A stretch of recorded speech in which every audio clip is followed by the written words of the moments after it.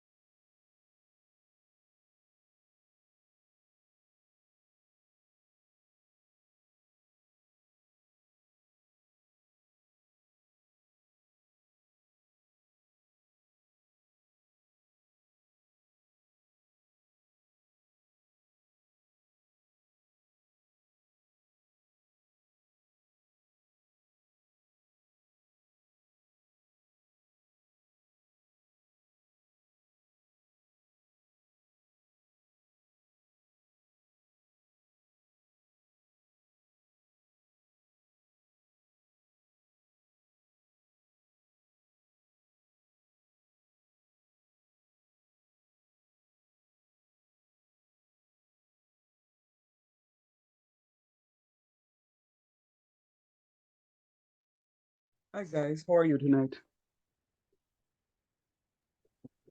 Not sure. I'm good. And you? Nice.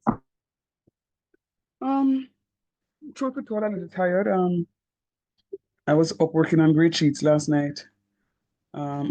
This morning Hi, I went sir. to bed. Evening.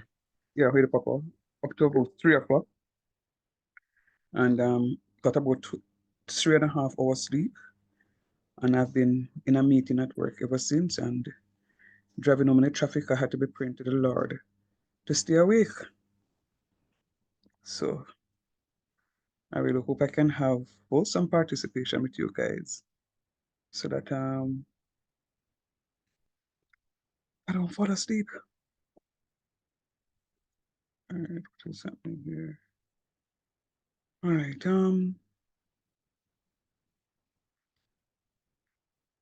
you guys good otherwise though? I'm on for the most part, Yes, yeah. sir. Nice. Paz, I got. I don't know if. Great, good job, Isha. I don't know if Mikey shared it. You shared this off with them, Paz? I mean, Mikey, Mr. Peart. Yeah, man, I shared it to them. Okay, great. That was last night, don't? Or No, this today? evening. Today, yeah. Is when I sent it off to you this morning? This evening. Is this even sent it? Yeah. Oh, Jesus, forgive me, yeah. The day just moving so quickly. All right. I'm gonna give Miss Carol a few more minutes to come in. And then we'll begin, all right? You can touch base with her for me, please. All right, sir.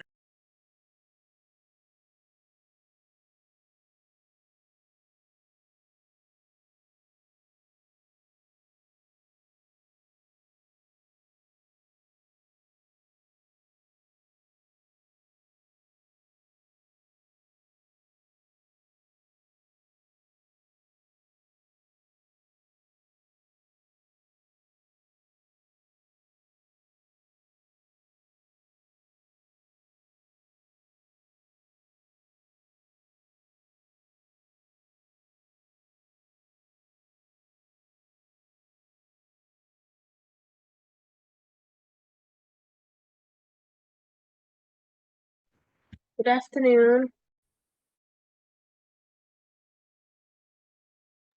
Good afternoon, Lady Carol. Afternoon, Carol. How are you?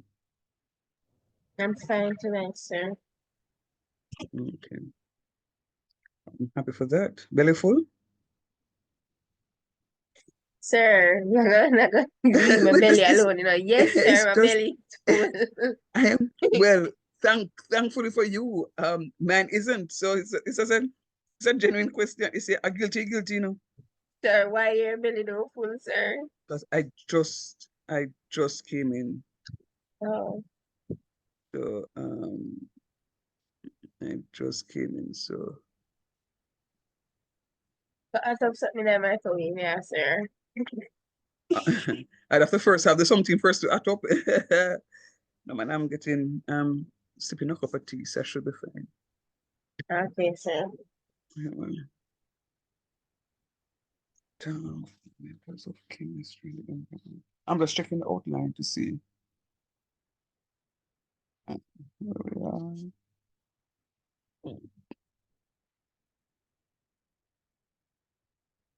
Properties of proton selections, neutrons. This represents structure of the first 20 elements. All right, so let me jump to see where it is.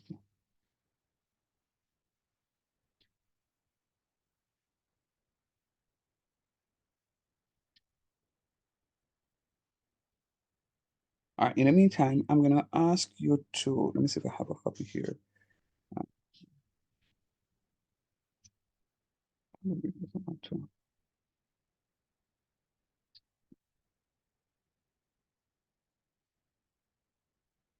All right, all right, I don't have one. All right, in the meantime, I'm gonna ask you to look at a copy of a periodic table. Let me see if this So that we're on the same. All right, so I'm going to project a periodic table, but I'm going to ask that if you can find a colorful one, you can look at it, and then we're going to be having some conversations. Don't worry about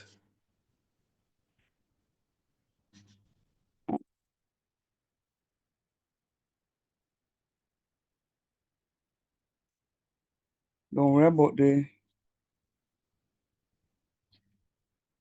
EN that is seen there. I'll explain all of that.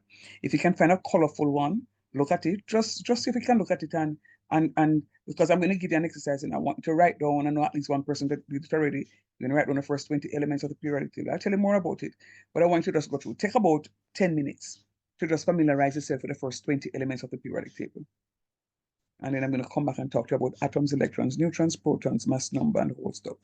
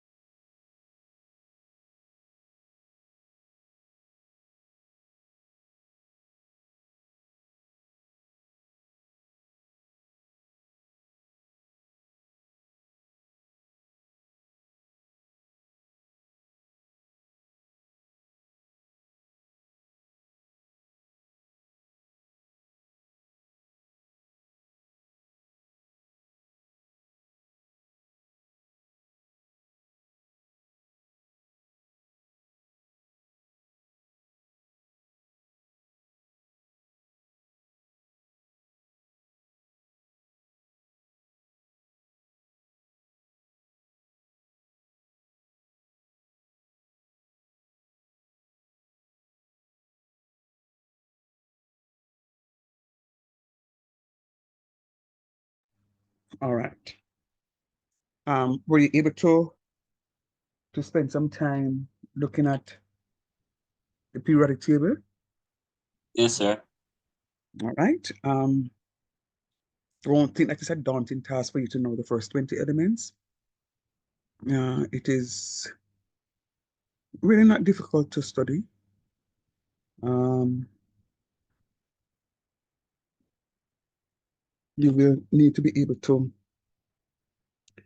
relate some things to it. They can give you on the exam to draw structures. They can ask you to do all manner of things. And the knowledge of knowing the periodic table and being able to pull from it is going to be useful because they will not give a periodic table in the exam. You don't need to know anything outside of the first 20 elements. All right.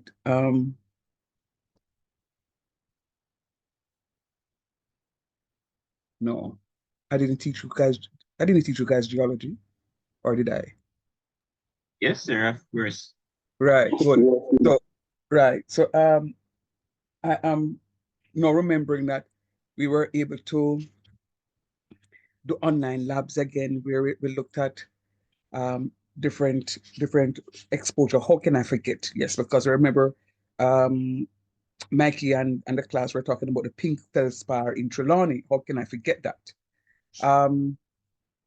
So we're able to look at some other stuff, and I remember showing you guys calcite, right? And we're able to look at some of the other compounds. You know, it's a combination of these elements. So when you do the mineralogy of these samples, it tells you that it is a carbonate, or it is an alkali earth metal, a manganese, or containing manganese, magnesium or calcium. It could be an earth metal, or whatever else it is. Uh, it's a constituent of an element from the periodic table. So you will need to know, you are going to know, you will come across some samples, especially or depending on where uh, you find work thereafter, right? So let us look at if I could only find a document, let us look at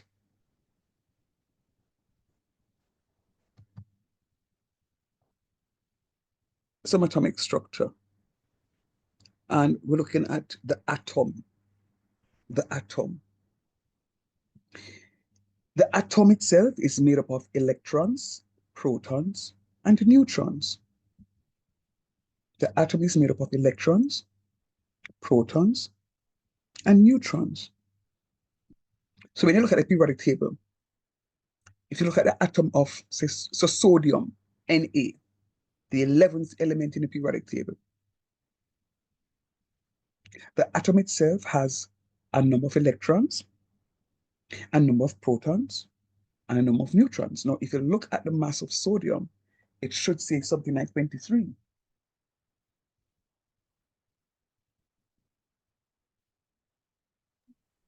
22.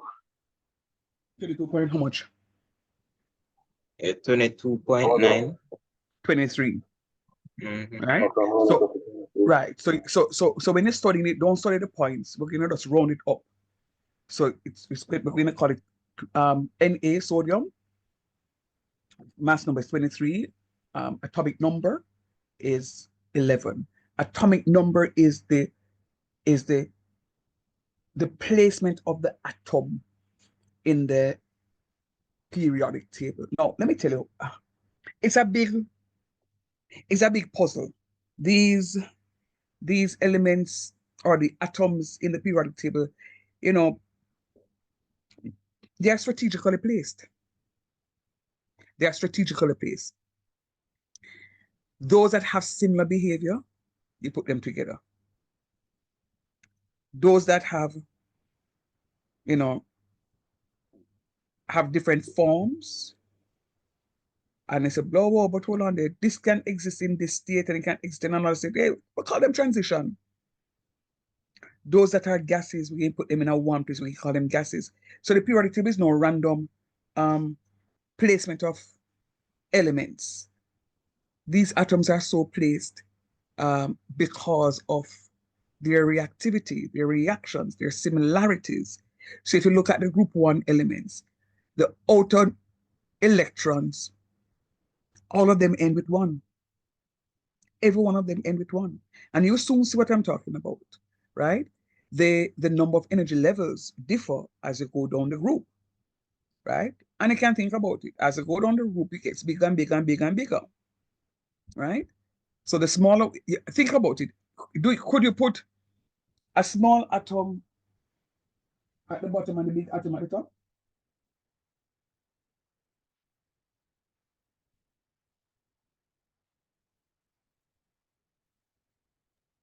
Sure, repeat that.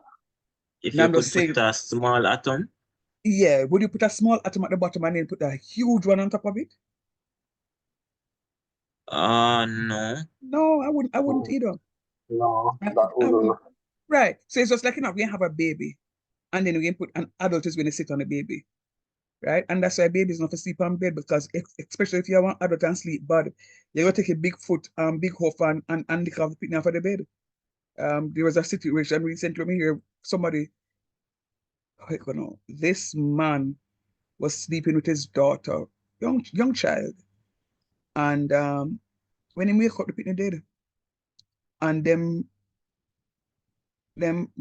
charge the man for murder, because the prosecutor said that he suffocated his child, and the man bawling, say he would never do such a thing.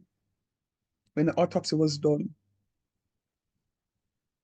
it proved that the man never do it. So the other theory is, which He is what the man roll over upon the baby roll and over he upon the must sleep. baby, and he must sleep, roll upon the baby, and when he must sleep, and the picnic dead. And he was exonerated, right? So he cried for two things, I believe: that he has lost his child, and that the truth came out. The truth came out, right? So I'm a stickler. Them they look something there, they have them own a space. Make them roll and look up on the side of the crib. No, sir, them have them on a space because they are very delicate, right? So same thing with these stuff. Them have to have them space. All right. So these are sometimes called subatomic particles, right? The relative mass of a particle can be thought of the mass with the mass of the proton. The relative mass unit is the mass of 1/12 of an atom of an isotope of carbon-12. Now I'm calling that carbon-12 because you have the mass of carbon up there is 12 and the atomic number down there is 6. So when you look at the periodic table, the top number, and let me be very careful on that, because sometimes I'm seeing different configuration of the periodic table. So you have to see the version periodic table that you're using to see where the mass number is. So up top here, the 12 is a mass of carbon, and 6 is the atomic number. The atomic number is a sixth number in the periodic table. That's what it is saying. The atomic number is saying the placement of the atom in the periodic table, right? So when I say the relative mass unit is a mass of 1/12 of an atom of an isotope of carbon-12. Sir, isotope, we'll soon talk about what an isotope is, of carbon-12, right? And the relative charge of the particle is its charge compared with the particle of an electron or proton. So we use carbon-12 as a base to describe the relative mass of a particle, right? So we say that the relative mass of a particle can be thought of as its mass compared with the mass of a proton. And the relative mass unit is 1/12 of an atom of an isotope of carbon-12. Now, one of the things that I want you to remember is that the atom is made up of three things: protons, neutrons, and electrons. Protons, neutrons, and electrons. When you hear neutron, what comes to mind? Don't think too far out. neutral. Neutral. Very good. Neutral. What's a charge? If something is neutral, what would be the charge? Positive Zero. and negative. Come Zero. on. If it is neutral, it's not gonna charge. No, Right? that's zero. Zero. If it is neutral, how much charge is zero. So when I was learning this thing, that's one of the things that came to mind. I said, okay, in order for me to remember the relative charge of these subatomic particles, neutral, neutron, zero charge. And then we can talk about our protons and our electrons. So electrons are negatively charged. Electrons are negatively charged, and protons are going to be positively charged. So just think about electricity. Think about electricity.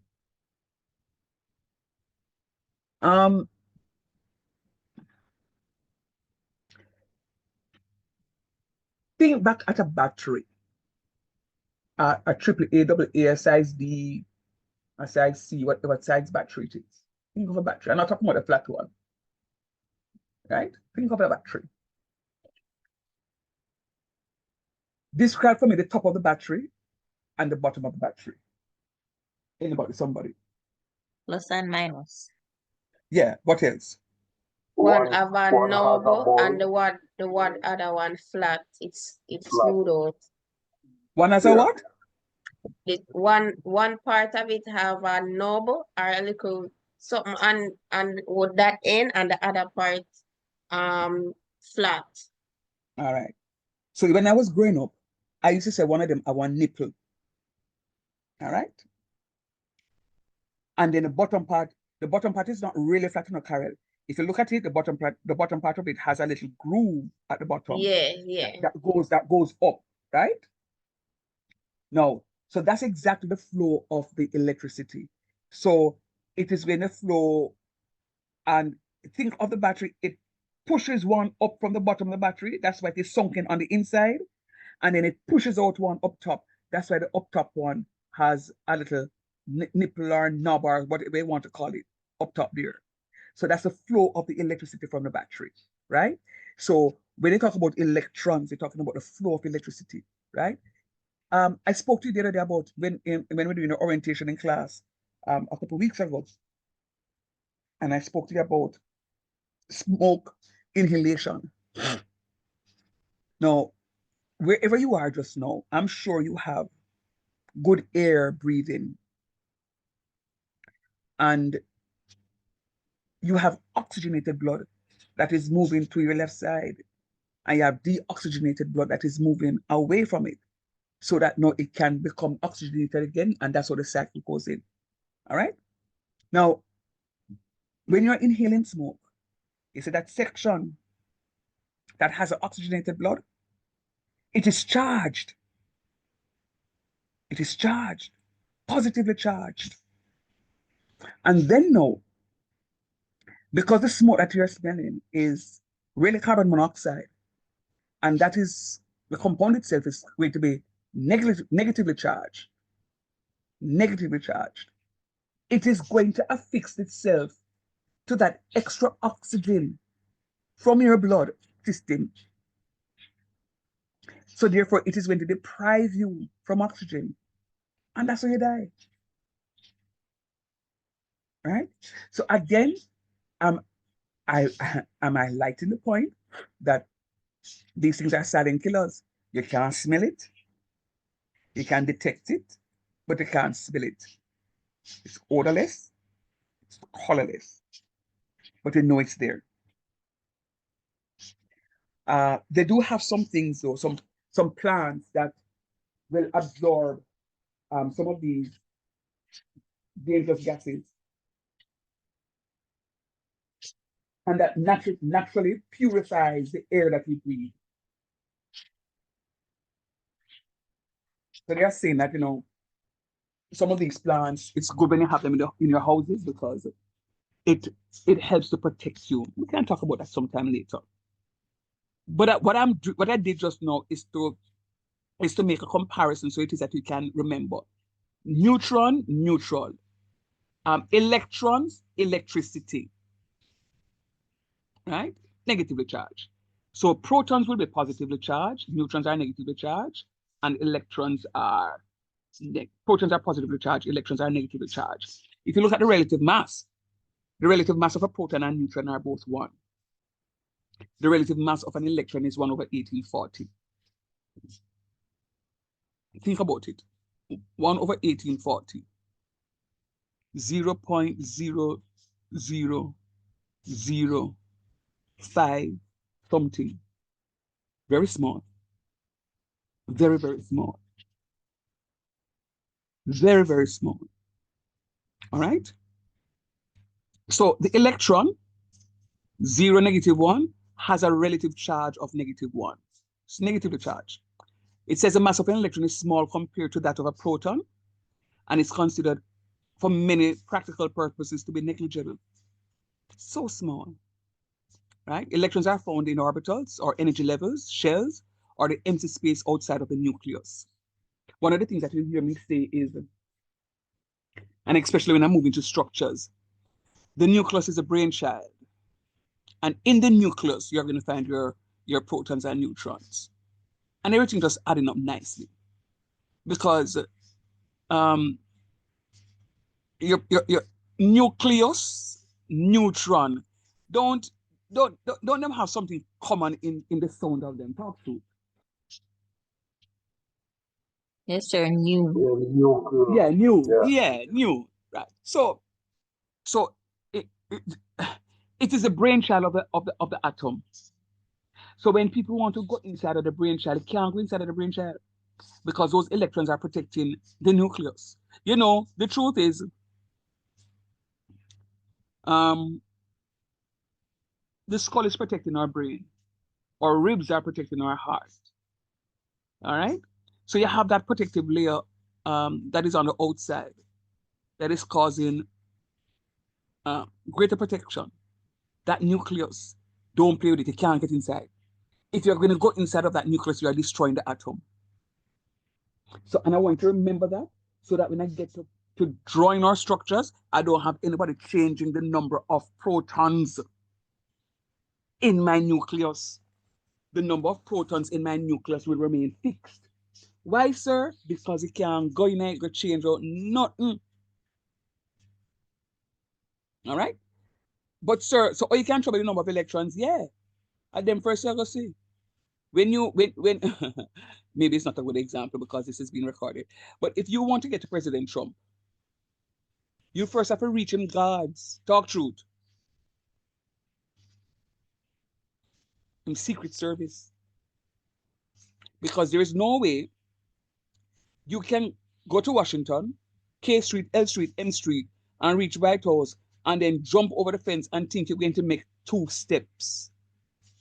Matter of fact, the attempt to jump over the fence, you will not be successful to finish the process. So as they make an effort, you are out.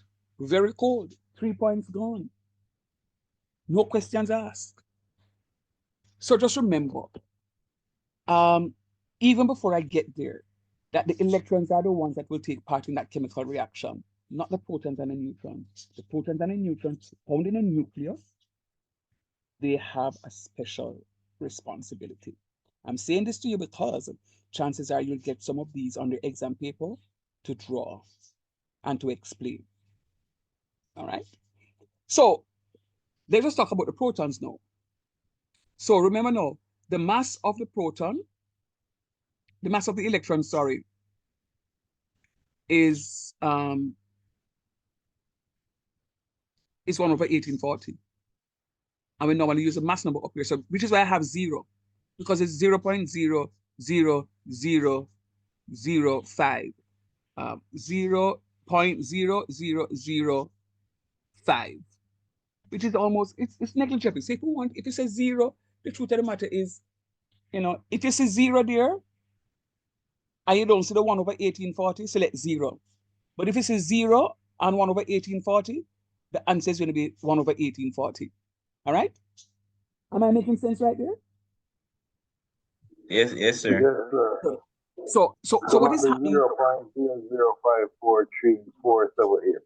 It said 1. And that same something there. And that same something we are talking about. So what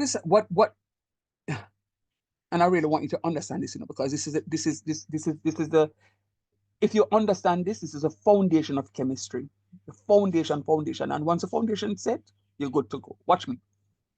This representation is how it is that I'm going to represent my atom with the mass number and the number of protons.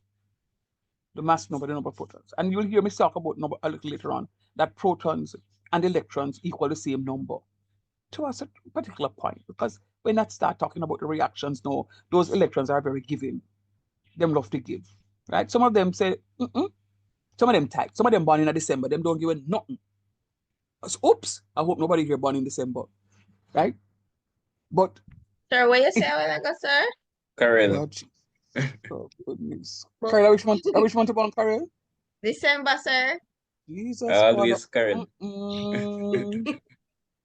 Hit the nail upon Sir, the best head. month that. Karel, them Not find even- you out. Not even prayer. Not even prayer them give it. Sir, though this one month, sir, is the best month that. You mean after November? No, sir.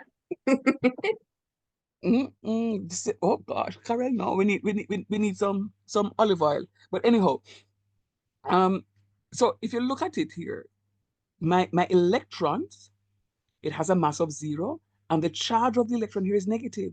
Now, if you look at my proton, the mass is 1, and the charge is 1. Look here, see here, massive 1, charge is 1. So what is in this table here is being represented right here. So E for electrons, see it here, so the mass is 0. 1 over 1840 approximately equals 0. We can't put 1 over 1840 all the way up here, see? And the charge is negative 1. See it on here, so the charge is negative 1. The proton has a 1-on-1 charge. See here, proton has a 1-on-1 charge. All right? So it is something that we have to remember now. Listen to what the story about the proton now. It says proton 1-on-1, the mass is 1, relative charge is 1, has a relative charge of +1, and the relative mass of the proton is also 1. Protons are formed within the nucleus of the atom. You can't go in the nucleus, go touch it. The nucleus are vacuum. Big vacuum. You can't go in the nucleus, go touch nothing. So the protons and neutrons in the nucleus pretty much keeps the atom stable. Keeps the atom stable. Put it this way, simply put. You know, some people have lots of money and they're not happy. Anybody believe that? Yes, sir. Yes, And sir. you have some people I believe that. and you have some people who don't have nothing at all, and them is the happiest people on earth. Them just gracious for life. Yes, sir. Because the people them with money shows it on the outside. So it's the one on the outside gets attacked quickly. So when all that money is done, you have nothing left. But the sanity of somebody who has no money has everything else on the inside. So not because I am poor, it means that I'm going to sell myself cheap. Oh, heck no.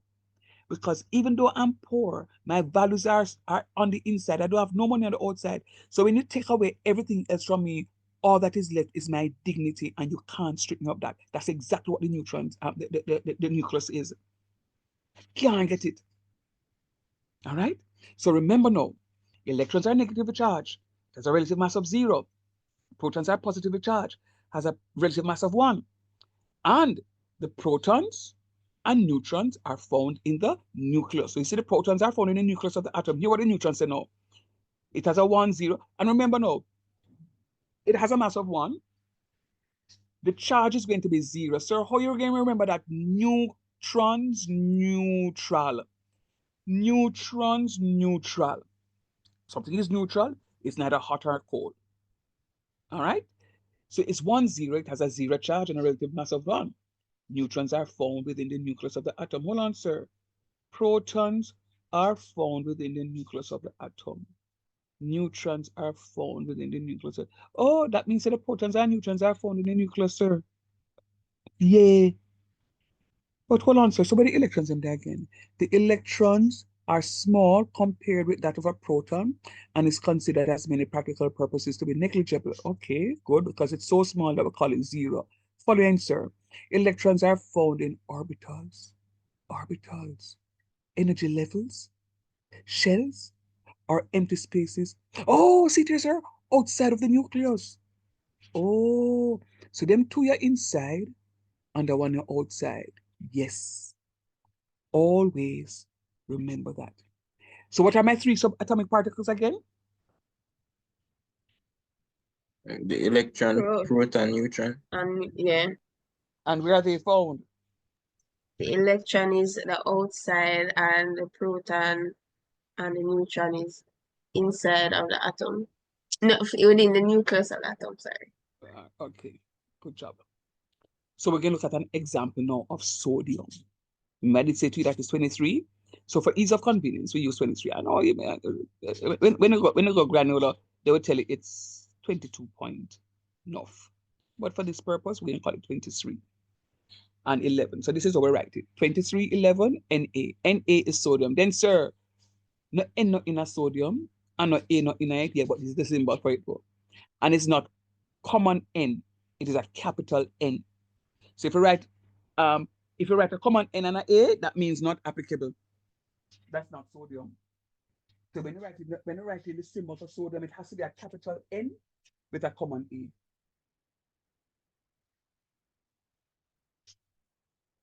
So the sodium atom. It's not defined.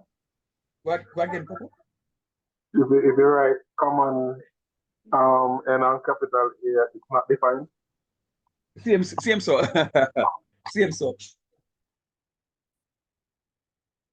So just remember, once it is that we're talking about the sodium atom itself, the sodium atom, capital N, common A, and normally we write it to suggest the mass number up top and the atomic number down here. So watch me now. And this is where I want you to focus. Carol left the chicken alone and the syrup. All right, so I put them down. Jesus. All right, let's go. All right. So in this black piece right here, so is my nucleus. Remember, me tell you, so this is the brainchild of the atom.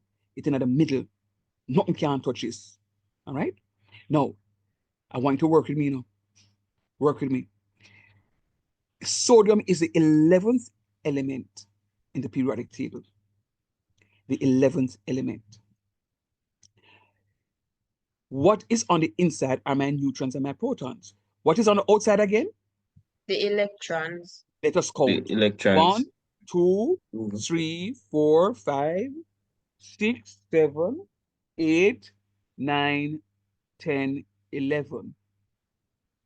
Uh-oh. Is 11? Is 11 dots you see outside on the rings? I see 12. Is it 12? 3 and 3, 6, 7, 8, 9, 10. What? You want me to calculate that for Sir, 3, 6. Oh, yeah. Yeah. And you have the one outside where 7 says that comes in row 1. Row 1, column 1. Column 1, right. So tell me now, what strikes you when you look at that sodium atom? Something's supposed to strike you. It have one more neutron and proton. We're kind of confused right there. Okay, no problem. But there's something else that you can tell me. As a different number of protons and electrons, and neutrons and protons. Yeah, but something else. The same thing with Mikey said a while ago, but something else, man. Lord, come look at it now. It's right in the eyeball. Oh, it equals the proton equal the electron. What, the same equal electrons and protons? Yes. So when you look at the atom, the number of protons equal the number of electrons. They're equal. There are a few exceptions, and even with the sodium itself, there's a sodium ion, ION, that has a different number of electrons. But remember, You can't touch the protons and the neutrons. If you ever try touching the protons and the neutrons, you are destroying the atom. You can't go in there. You can't go in there. Let's go. Something random just came to me about pause. I know you're not with the airline companies, but I was watching a documentary. I don't know where I saw something, and they're saying that no one, not even the flight attendants or the purser, the main flight attendant, has access to the cockpit of the plane, other than the pilots, the captain and co-captain. When food is being served, the two of them don't get the same meal. Anybody know why? So you know, find Negatives. the two of them. Huh? So you don't find the two of them one time. You don't poison the two of them one time. That's the point. And I was like, And a dude. matter of fact, I say, if one of the pilots is going to the restroom, the senior flight attendant goes into the cockpit and Absolutely. and sit in his chair until him come back. So that the one that is there don't lock the door and do Absolutely. Absolutely. And guess what? And when one is coming out, the one that come out cannot let him himself. Somebody have to let him in. Let's you have somebody in the aircraft will go hold him hostage and say, open that. Him can't go in there. So somebody on the inside have to go let him in. Because at no point in time can you have one person inside there, because God forbid the pilot is and incidentally too, or let me finish that thought. God forbid the pilot, the co-pilot who left the cockpit, you know, and the pilot is in there alone, something happens to him, that flight attendant has to now be able to fly that plane. And this is why when you're a flight attendant, you go through rigorous training. Not only that you can swim in case you have water landing, not only that you have to know how to do domestic work in case somebody vomit on the plane, because you have to go clean it up. Not only that you do basic basic aircraft techniques, you have to know what to do, the parts of the aircraft, etc., etc. You have to do it. And that's why there's a flight attendant school. And not just because you're pretty and tall, you can go turn flight attendant. Well, in Jamaica, that's maybe the situation. But in foreign, you have to go through a rigorous training process. All right. Now, the captain and co-captain, they're both pilots. So if I am in charge of the flight from Kingston to Fort Lauderdale, I am the captain. Michael is my co-pilot. He's a co-captain. But it so happens now that both of us are working together. So I take the flight from Kingston to Fort Lauderdale. But when it's coming back from Fort Lauderdale to Kingston, I am now the co-pilot and Mike is the pilot, because both of us are working together so that no one person gets tired. All right? What's the point I'm making? It's right here, so. Inside of here, so. Something must be inside of here, so. Pilot, co-pilot. You can't have one inside of the nucleus without the other. So in Jesus' name, when you join the structures, don't put protons alone inside here. It has to be protons and neutrons. Has to be protons and neutrons. It's not one, but it's a pair of things. And remember, the passengers and flight attendants are in the plane.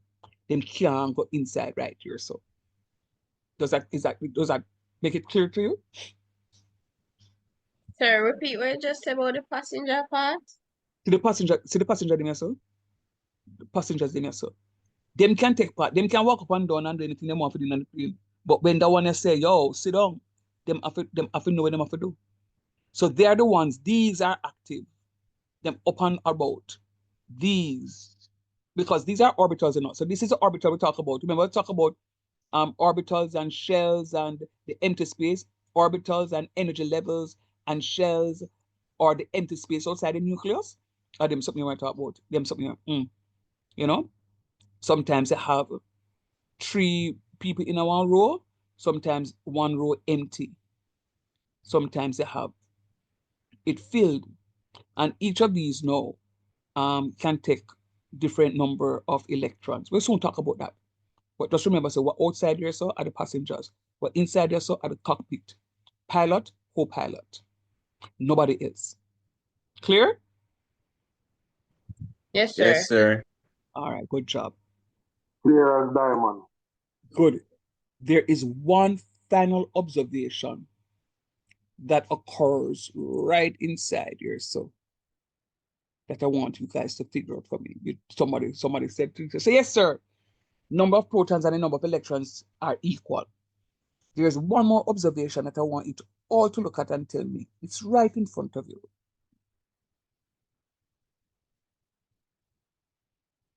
Sir, this one I got always Each have circle have two the same atoms. amount. I'm coming to you, Paz. I'll soon talk about that. Harriel, let me hear you saying. Oh no, I said is it that this first orbit always have just two atom on it? All right, very good. So that now answers or corrects Paz. So Paz, no, each orbital does not contain the same number of electrons. All right, the first one, the first ring, the first energy level, the first shell can hold a maximum of 2. Can't put more than 2 right there. So the second energy level can hold a maximum of 8. 8. And the third, 8. The third is actually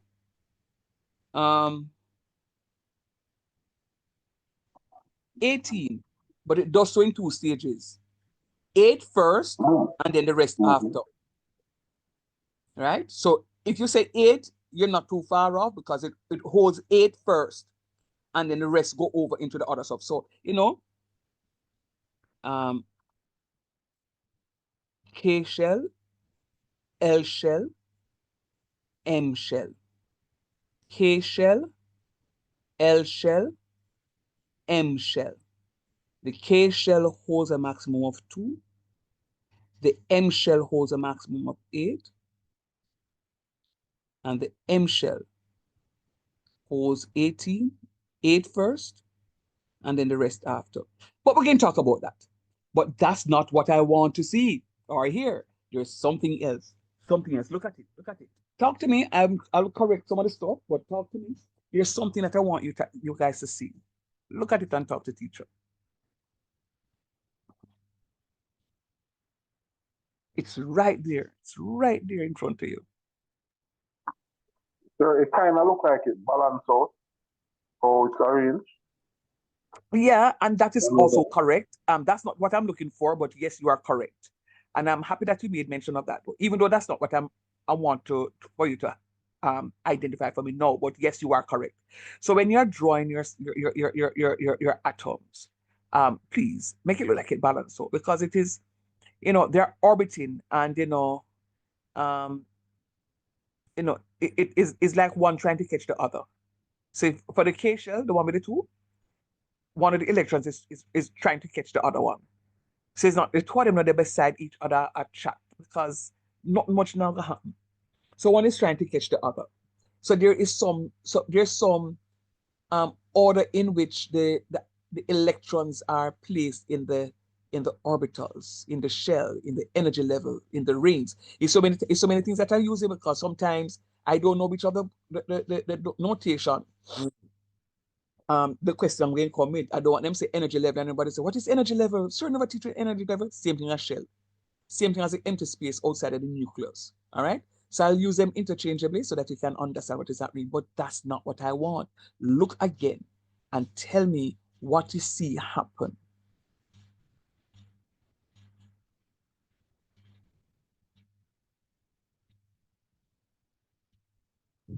Sir, is it related to the 12 neutrons? Yeah, it has some relation to that, man.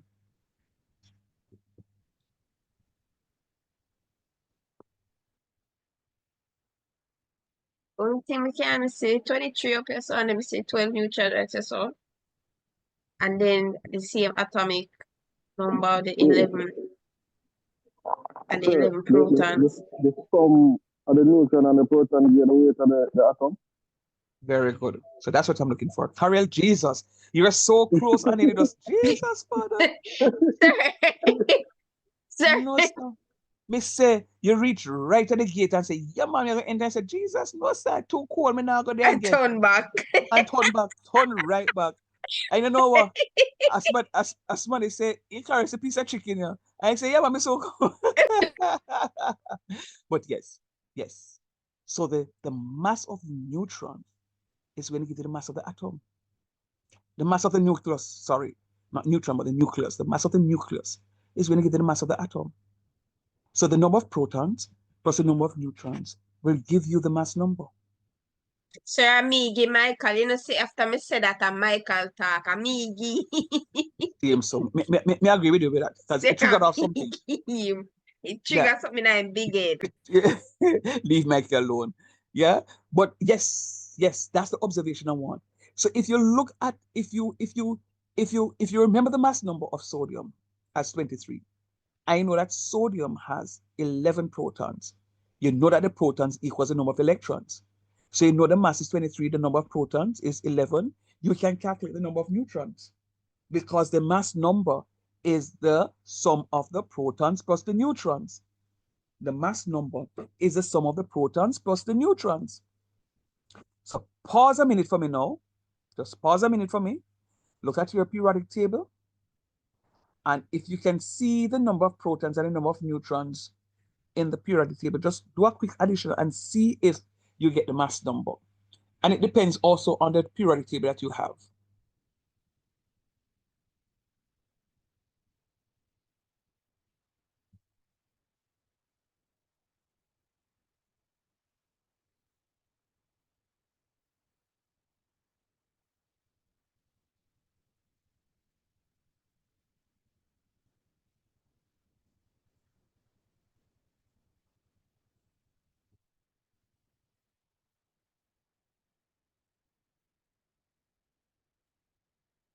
Sorry, I'm not like the table with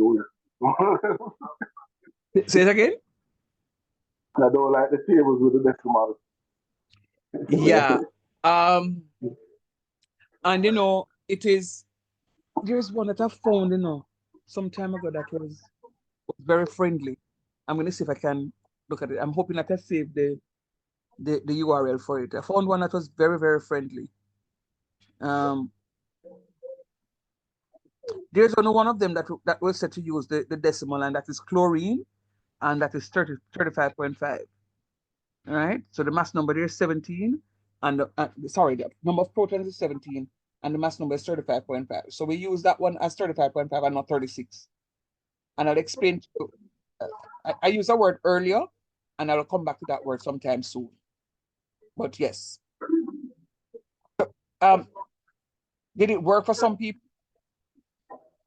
When you added the number of protons and the neutrons to get the mass number?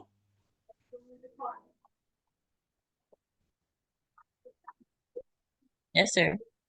Good job. It will come back because that's exactly what it is. All right. So I'm going to give you an exercise to do. And that exercise, you will see more of what is required of you. All right. Now, I want you to work with me. So we took an example, sodium. I could have used magnesium, which is 12. I could have used magnesium, which is 12.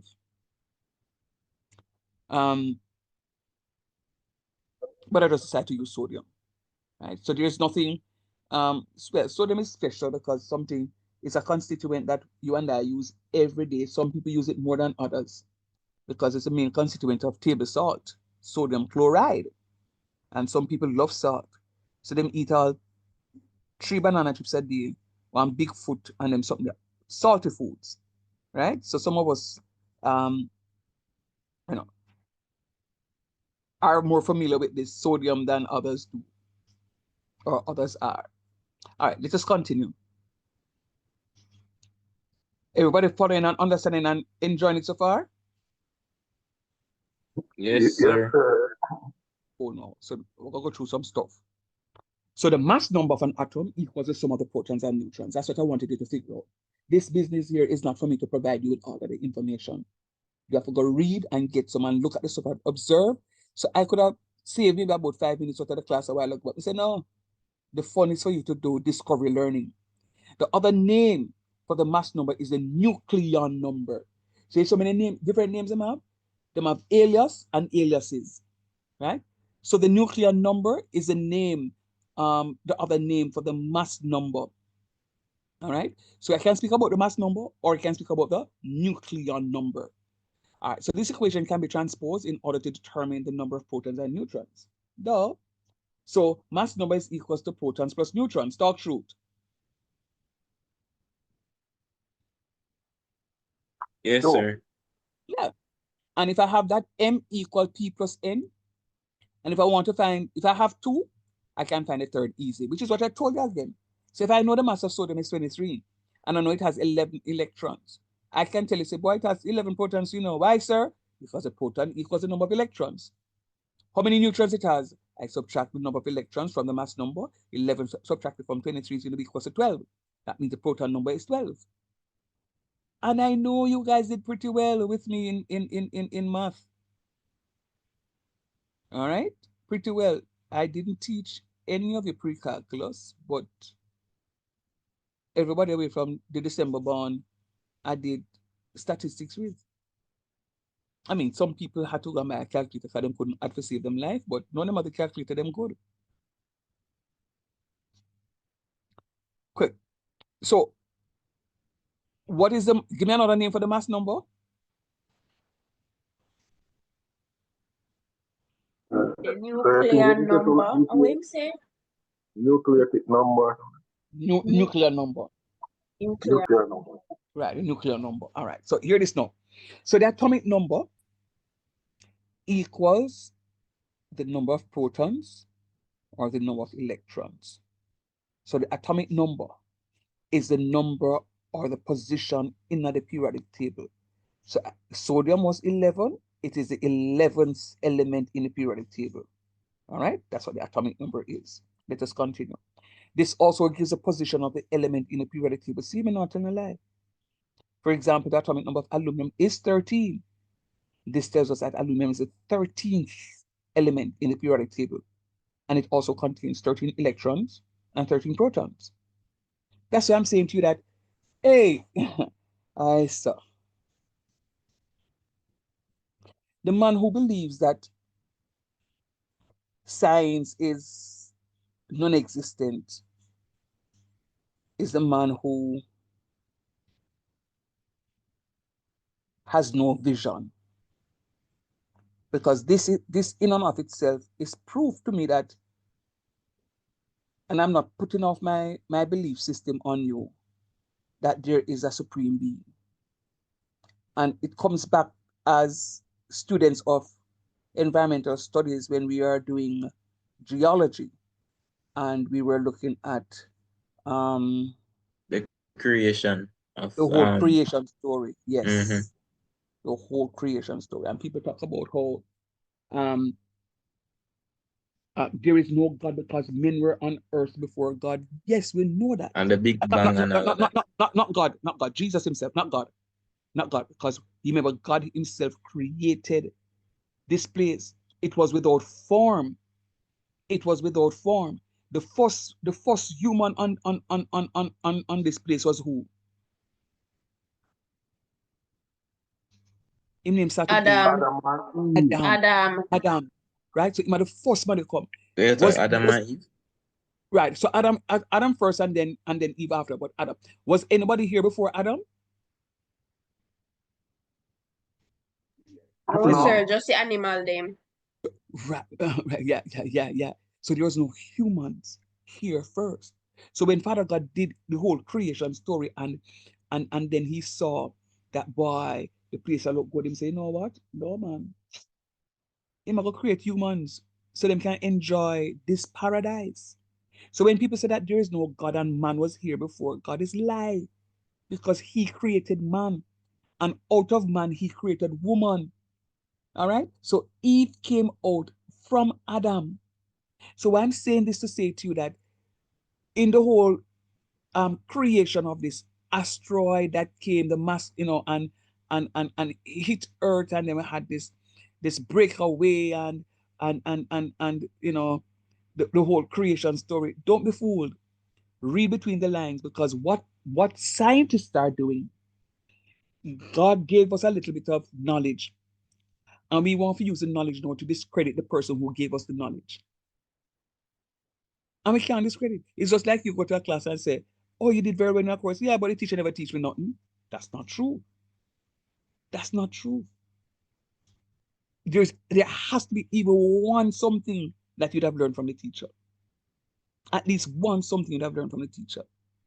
All right? Or even if it's not from that teacher, there's another person that would have taught you. Because you can't just go and learn something on your own like that and then go write an exam. Because if I said to you, come and do chemistry and the environment, or prepare yourself for chemistry and the environment and come and write the exam, you read this, you're not gonna know if we move on to next. You may see something and them say, yeah, mass number, and read upon mass money, but how are you going to make the connections? You have to have somebody to guide. So just think about it. Nothing happens by chance. And the creation story is one of those for me. And I told you this before when I was doing geology, like when I was doing paleontology, and me and the lecturer was always at war, because I've been a Christian for quite a while. And when the paleontologist came, a white man, and want to tell me, the black man, where I'm from, in a class, I say, lift up. So what are you talking about? And we're always in argument. And one day I decided that I would not speak in his class again. And you know what happened? Sir Shan, are you okay? I'm very well, thank you. I'm doing just fine. What I did was to absorb the information, and I went into the exam, and I squeezed it out on the exam paper and gave him. I gave him what it is that he wanted to hear. To the point where that was one of my highest core course grades. Because paleontology was a core course. It was the highest core course grade, because I gave him back what it is that he wanted. And the man come back and say, yo, my youth, great. I don't believe one thing that he taught me. Don't believe it. Because you can't discredit something that I know.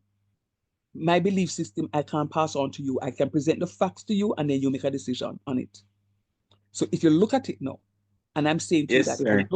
Go ahead, say that again. No, I'm just saying sometimes you might not be in agreement with some of the things that are being taught, but in order to pass, you just have to just regurgitate whatever it is that had been taught, but you still don't agree with it based off of your beliefs.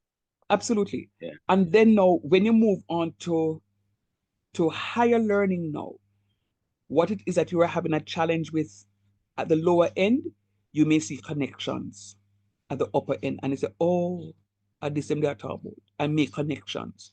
And that's why learning is continuous. Learning is continuous. So yeah. So just remember now, the number of protons equals to the number of electrons. The number of protons or the number of electrons, they are called atomic number.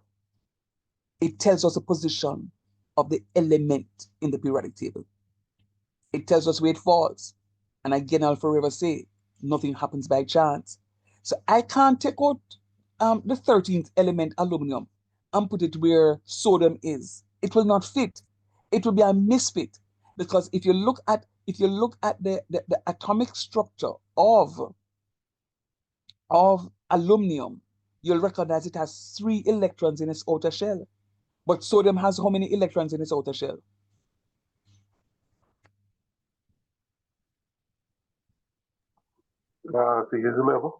No, in the outer shell, the outermost shell. Oh, one. Put it this way, something just came to mind. So if you put a St. Andrew High School student at Immaculate, is it easy for you to identify that St. Andrew High School student? And they're all in uniform. They're all in uniform. You actually see grade uniform, I walk up and nothing like white. Absolutely. You're going to see this, and they would tell you, it's not, my sisters would tell you, it's not red, it's Dubonnet. But me call it red, but them said, no, it's Dubonnet, right? So if you look, this red looking something is going to be, keep them white. So it's easy to identify those. Same thing with the elements of the periodic table. They are easily identified based on their valence electrons. And I used that term a while ago, valence electrons. I am going to come to that term soon, so you can see what it is that we're talking about when I say valence electrons. All right. So let us look at this one here now. Is you ready to? K shell and L shell and M shell. So right about now, those K and L and M is supposed to leak out at you, right? So watch me now. It says, by looking at the example above of sodium, there's a reason why I projected sodium so long. There's a reason I projected sodium so long. And I'm sure if you were to close your eyes now and just look back at what it is that I projected, you can clearly see a picture in your headspace of what sodium looks like. The atomic structure of sodium, what it looks like. So it says that the arrangement of the electrons in an atom is called the electronic configuration. The electronic configuration is the arrangement of the electrons in an atom. For example, the electronic configuration of sodium is 2,8,1. You notice I'm using the word comma in there. It's not just 281. It's 2,8,1. 2 is in the first. Oh, sir, that's why it is said that the first shell can always hold 2. Yes, it says the first shell can hold a maximum of 2 electrons. We're going to come to hydrogen now. Because we're going to say, sir, but if hydrogen has only 1 electron, how it will fit into this with 2? You know, there's always an exception to the rule. But I'm going to tell you how hydrogen stay, because hydrogen, boy, hydrogen's special. Hydrogen was born in December. All right, so the first shell can hold a maximum of 2 electrons. 2 electrons. Guess what? It is known as the K shell. The K shell. Then it says the L shell holds a maximum of 8 electrons, and it is a second shell. It is a second shell. Watch this. The M shell is the third shell, and it holds a maximum of 18 electrons. Did I tell you that before? Yes, sir. In 2 sets. Right. It holds a maximum of 18 electrons. It does so in 2 stages. 8 first, followed by the next 10 electrons. 8 first, followed by the next 10 electrons. But sir, me look on the periodic table, I look on some structures, and I don't see that. Praises be, you won't see it because we are only studying the first 20 elements of the periodic table. So by the time I reach calcium, which is the 20th element, mass number 40, the electronic configuration of calcium is going to be 2,8,8,2. 2,8, 8, 2. 2 plus 8 is 10, plus 8 is 18, plus 2 is 20. So that M shell has the 8 electrons first, and then it spill over into the other shell. So we're not going to see when it reaches 10, because those are going to be the transition metals. So transition elements. So when you now move on to higher chemistry, you will see how the other electrons in the M shell are arranged. And them time they know, we're not going to call them shell, we're going to talk about orbitals. SP1, SP2, and them something there. All right? So now, it says there is an N shell,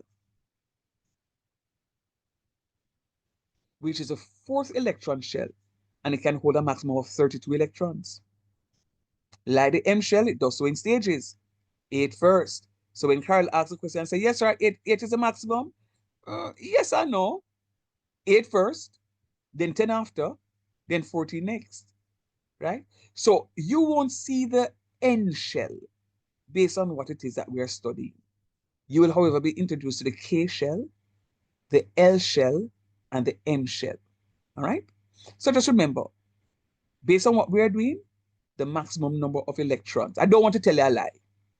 So if I told you that, yes, the maximum is going to be 8, it means that I move on from here. So, but I want to tell you, say, yo, based on the number of electrons, the number of atoms that you will be studying, the maximum is going to be 8. But guess what? I have a K shell, I have a L shell, and I have a M shell. The K shell holds a maximum of 2 electrons. The L shell holds a maximum of 8 electrons. The M shell, on the other hand, holds more than 8. It holds a maximum of 18, but it does so in 2 stages. 8 first, 10 after. But it gets sweeter. You also have an N shell, and that N shell is now moving into other things. 8 first, then 10 after, then 14 next. All right? So just remember that. These are things that you will need to know. Did I speak about valence electrons earlier? Here goes. So the outer occupied shell is called the valence shell. It's called the valence shell. And these electrons in this shell, the electrons in this shell, are the ones that will take part in chemical bonding, and they are known as valence electrons. So when we go back to sodium, sodium has 1 electron in its outer shell. The outer shell is called the valence shell. The outer shell is called the valence shell. And that diggy 1 electron is called the valence electron. Hear me out. Only that one day I take part. You see, the remaining part of the atom, you can't touch it. Watch me. That one is an easy target. The valence shell and its valence electrons are easy target. In yes or no? And the real deal can't cross it. So why? Because the K shell, the L shell is at its maximum. For sodium, 2, 1, 2, 8, 2, 4, 6, 8, 1. That L shell has reached its maximum. You cannot touch it because you see them 8 boys they on that second shell there, them tight like thieves. Nobody can come inside there to interfere with it. The only thing that can touch it, that can take part in this, is my valence electron. And my valence electron there is that one lonesome electron in the outer shell, the valence shell. So in a reaction that sodium is going to go under, remember, is that 1 electron. So when the bad man comes and say, yo, give me everything we have, sodium say, yo, brother, I want electron have, you know. You can take it. We can get all of it. Or we can share it with you. And I want you to remember that, you know. I want you to remember what I just said, and I'm going to repeat myself. You will say to it, I can give it all to you, or I can share it with you. So make up your mind. You want it, or you don't want it. We can't get all of it, you know. No mean nothing to me. Or your plan. Come at me, you share it together. All right, let's go. And I'm going to come back to that one. Isotopes. I made mention of isotopes somewhere up here. So with carbon-12, when I was talking about carbon-12, yeah, see here, 1/12 of an isotope. So you know, let me just, this is a good place for me to talk about it.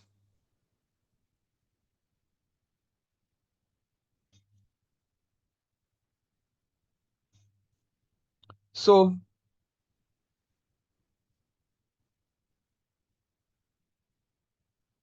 matter of fact, I think I spoke to you about it in geology because this part came up at some point in time. But anyhow,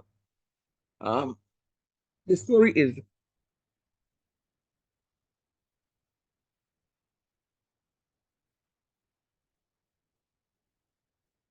there is something in life that is called half-life. And they use half-life to do lots of radiometric dating. So for example, if I have a terracotta pot, a clay pot, and I want to see the age of that terracotta pot, I can do some radiometric dating and it tells me, oh, that pot I make from out of Adam first gardening experience, you know, the clay we take it come out of this. And you know, sometimes bodies are found, skeletal remains are found, and the families say, in order for me to have closure, I must have an idea when this family member died. I want to know because I just don't understand what is happening. And the authority said, well, you know, we can do some radiometric dating, you know, which is carbon-14 dating. Uh-oh, carbon-14, but sorry, talk about carbon-12. And that's why it's called an isotope. Atoms of the same element with the same number of protons, but different number of neutrons. Oh, so carbon-14 is the same carbon with 6 electrons. Yeah, but the number of neutrons differ. So that's what isotopes are. So you can do the radiometric dating, and the radiometric dating is accurate because it measures the time of decay within our system. And you can pinpoint to say, yo, this person died 5.5 years ago. Because you're comparing the results now to known half-life results. To known half-life results. And this is what forensic scientists do. So let me just pivot here. Maybe if I were a little smarter, when I finished my degree, I should have gone into forensic science because I could have become a forensic geologist. Sir, forensic geologist, how are them do? Thanks for asking.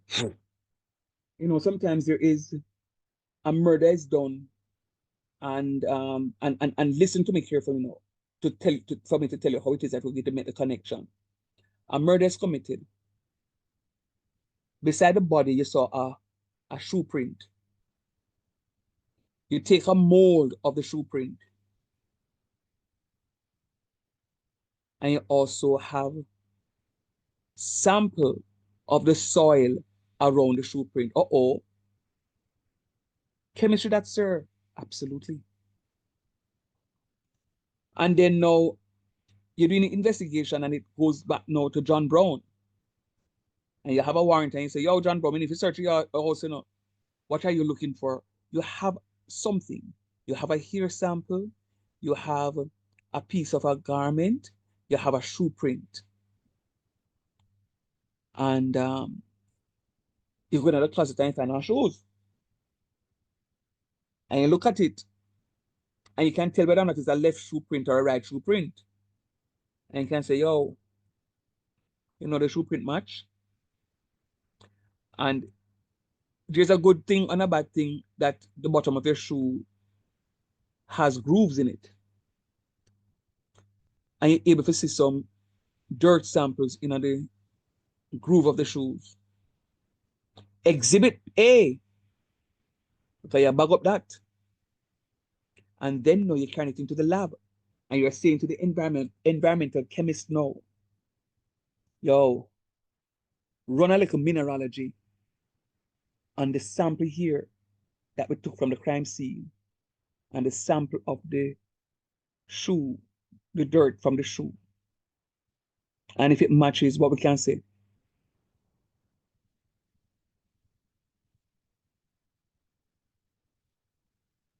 That the first was Is John Brown?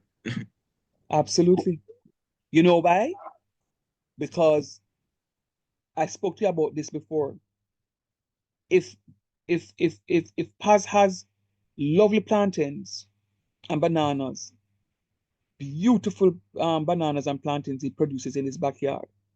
And I said, no, Paz, yo, me want to sucker, man. I'm saying, don't worry about it, teach. I'm going to line up two for you. And he lined up a couple for me, and then my one grow. And they're not as nice as Paz. What caused that? The soil, the nutrients in the soil. Absolutely. Different soil type. It's not people talk about green thumb. It's the soil type. You understand? So the soil type is not. So what you have to go down is to treat your soil. Is to treat the soil so it is that it can get up to that level. So the constituent of a soil sample is not consistent everywhere you go. A few change from where that crime scene took place or is, the soil type may change. It may change. But I can say definitively that where I took that thing is the same soil type that came up with the stuff. Same soil type.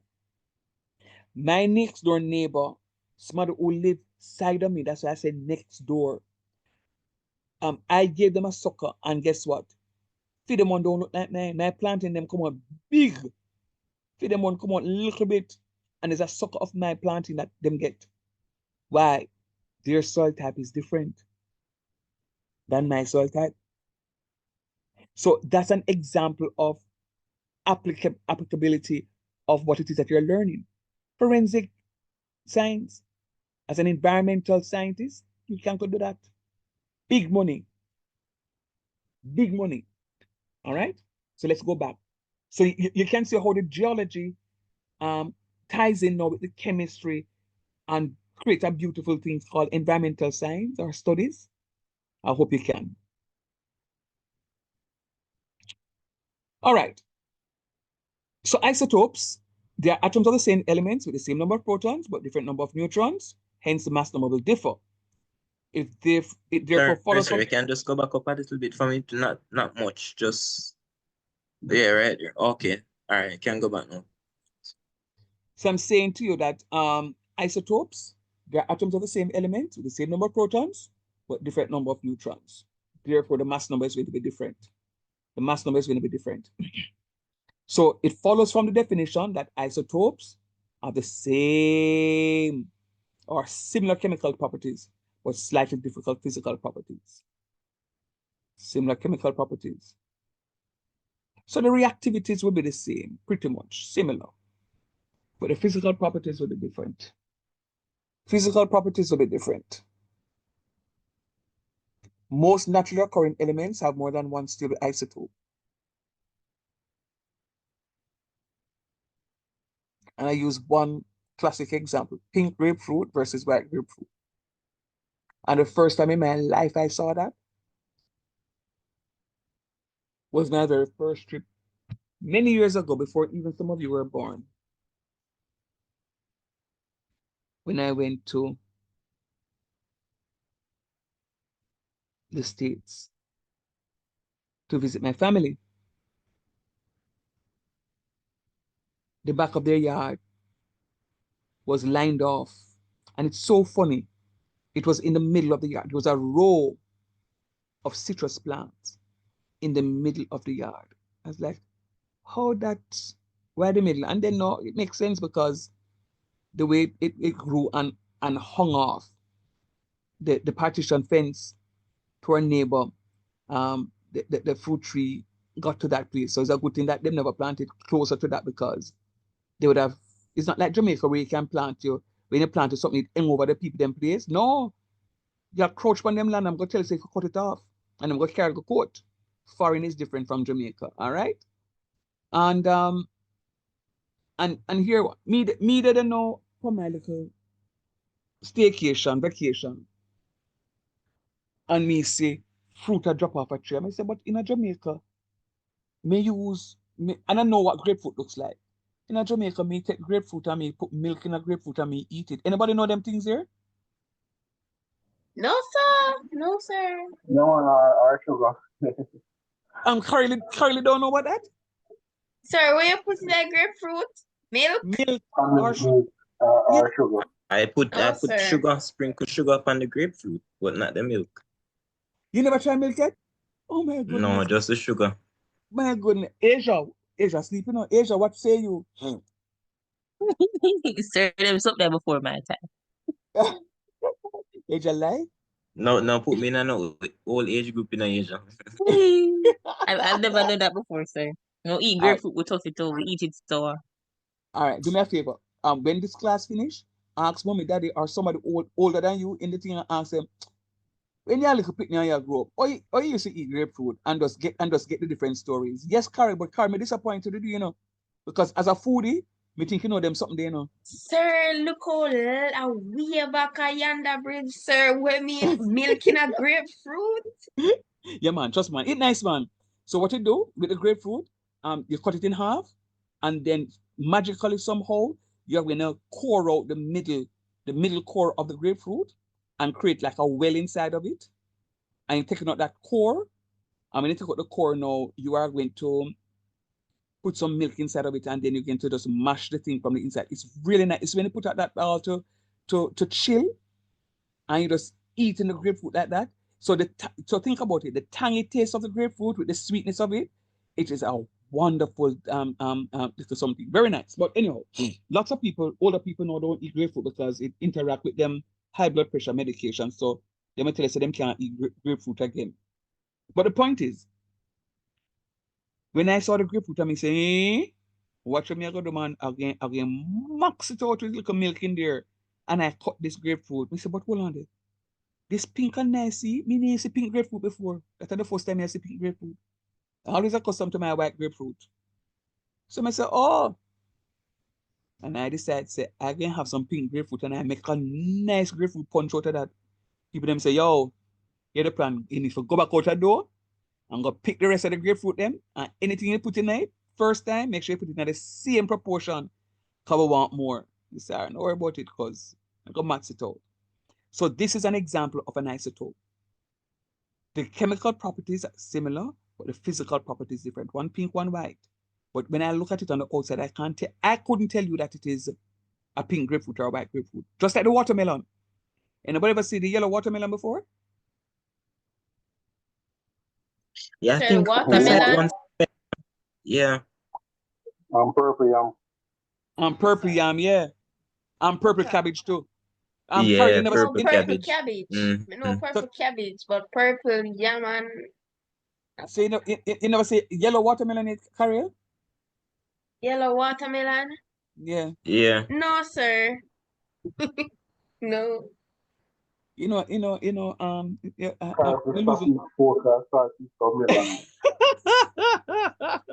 We know a normal color watermelon.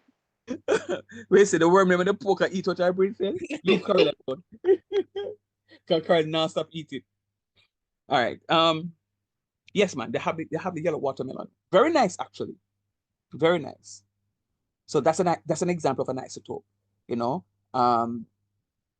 physical properties differ. Now, I don't know if the man them can say, yeah, man, the yellow watermelon them look like this, but from a novice eye, I can buy the watermelon 19. So when I cut it being red, and it is very much yellow on the inside because it looks pretty similar, but you know, the features differ slightly. All right, now I have here a little activity, as I do know. And I'm saying to you that the atomic number of hydrogen is 1.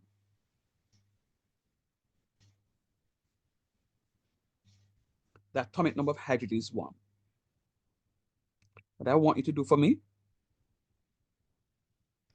is to tell me how many protons, how many electrons, and how many neutrons are there in hydrogen 1, hydrogen 2, and hydrogen 3.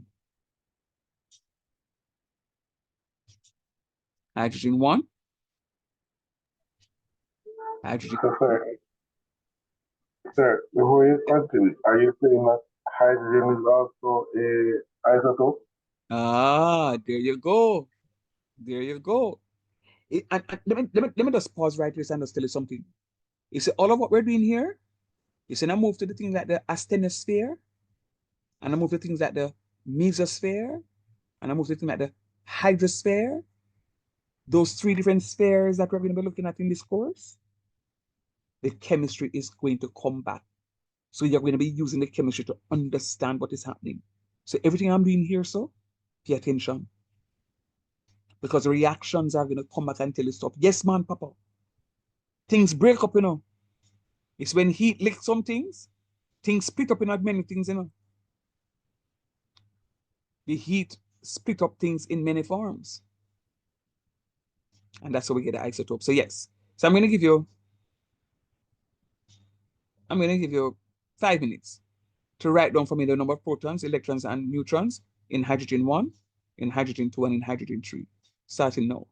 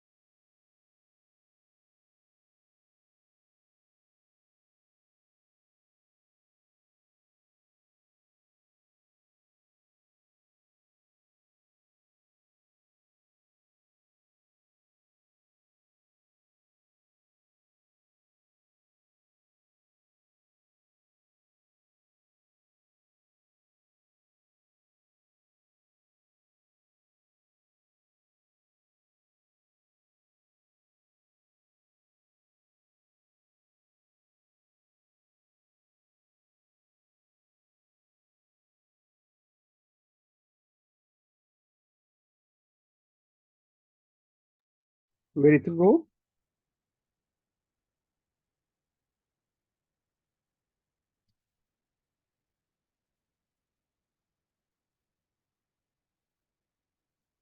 You're not so serious, you know. You can We can try?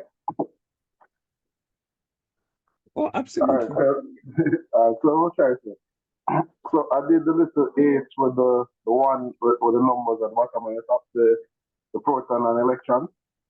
So what I did was that, so the atomic number is 1, which basically is telling me that you have one proton. So for the first one, hydrogen 1, I would say that it has 1 proton, 1 electron to balance out everything. And then you said that the isotope now, it's the hydrogen 2 and 3 are isotopes. No, man, hold on. What are the subatomic particles? For hydrogen? No, man, what are the subatomic Protons, particles? electrons, neutrons.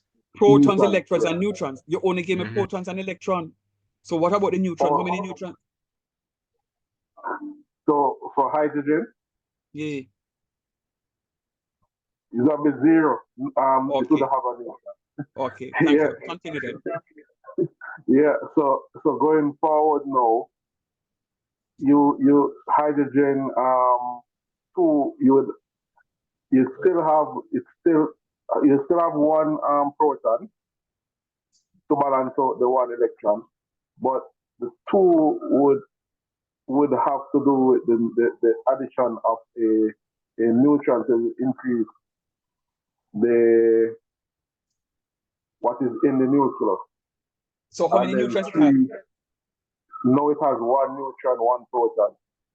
Okay. Yeah. Okay, continue. And then 3 now, you would have, it's still hydrogen with the 1 proton, 1 electron. You have to ensure that is balanced. And for it to get the 3 now, you'd have to have an addition of 1 more neutron within the nucleus. That's how my reason is out. based on the carbon 12 okay. All right. Paz, what you think? Cariel, Asia, what you think? All right, so how I was approaching it, I say you have hydrogen 1, hydrogen 2, hydrogen 3. So they would go across. So hydrogen 1 would have been like the least mass. Hydrogen 2 would have been the second most, and then hydrogen 3 would have been the highest. So I was saying, so you have the protons, electrons, and the neutrons. So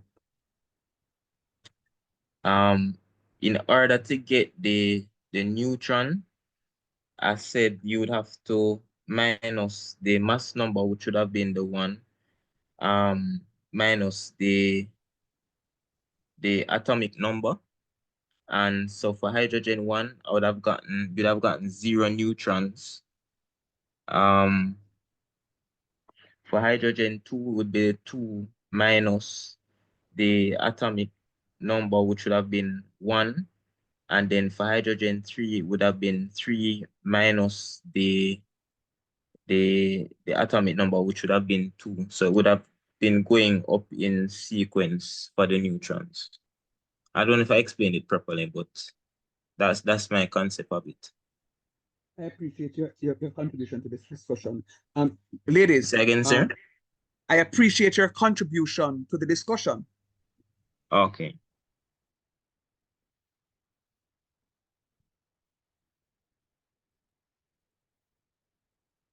Ladies, what say you? Sir, I didn't read. To be honest, the question I was a bit confused, but I didn't know how to approach it. Maybe I was overthinking it, so I didn't really do much on it. Okay. Asia? Sir, what I did for hydrogen one, the atomic number, proton number, and electron number would be the same. And then I found the mass number of the hydrogen, and I subtracted because the mass number is the mass number is the proton plus the neutron, and I transpose, and I got the proton minus the neutron. That's all. Yeah, so when I transpose, I got 1 for the neutrons, 0 for neutron number for 1 for hydrogen. Then I got the electron number would be 1 as well, and the proton number is 1. And for hydrogen 2, 1 proton, 1 electron, 1 neutron, and then hydrogen 3, proton 1, electron 1, neutron 2. So If you understood what I said. them. Congrats, guys.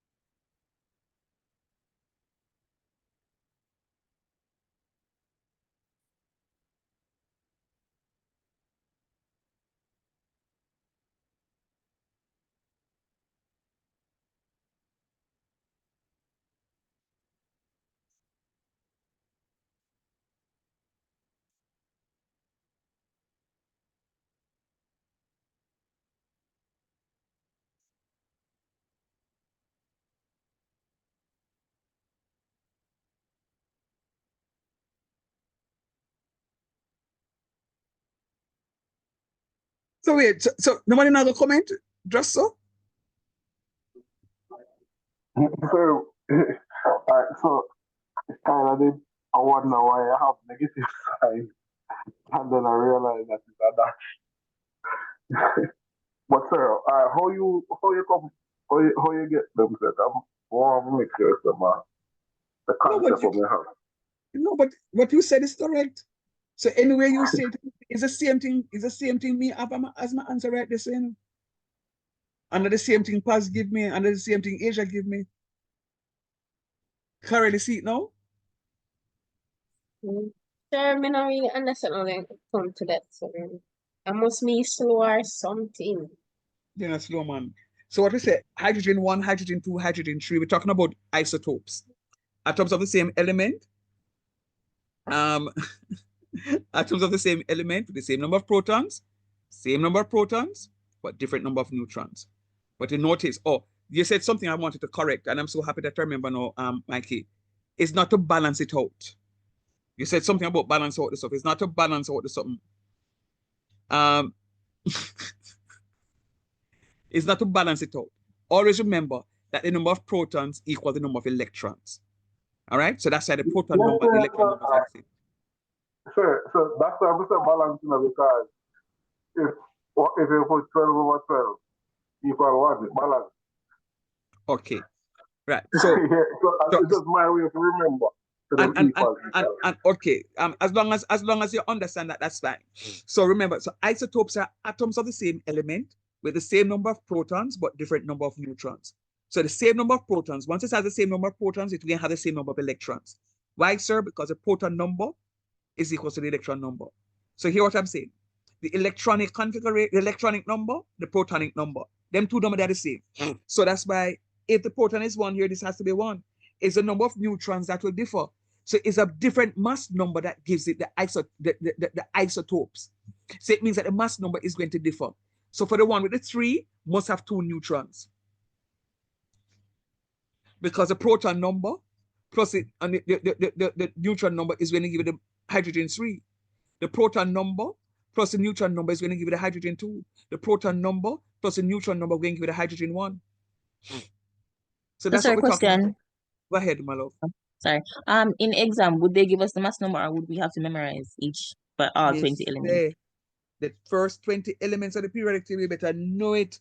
Mass number, proton number. Yes, I.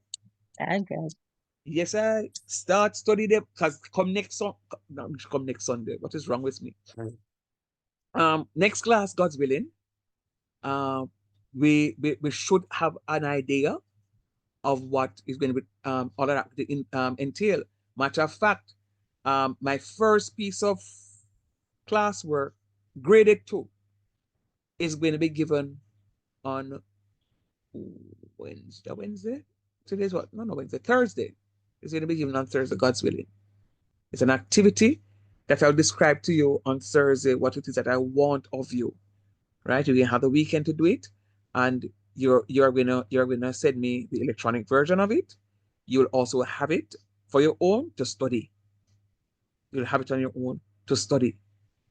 You're leaving the chemistry course with some chemistry in your spirit. So the basic part of the chemistry you should be able to have. And that's why I'm doing labs with you. We've gone 1, 2, 3 labs already. All right? Though online, but at least you see what is happening. All right? Me retreat this tonight, you know. We're not going no further. Anybody learn anything tonight? Yes, sir. Yes, sir. Of course. All right. All right, guys. What I want you to do now is don't just get the information and let it diffuse into your being, because it will not happen. I want you to be able to pass through a selective permeable membrane so that you can retain it. Study, study, study. All right. Big up on yourself. Later. Yes, sir. Goodbye. All right, sir. Cool. Yes, sir. All right.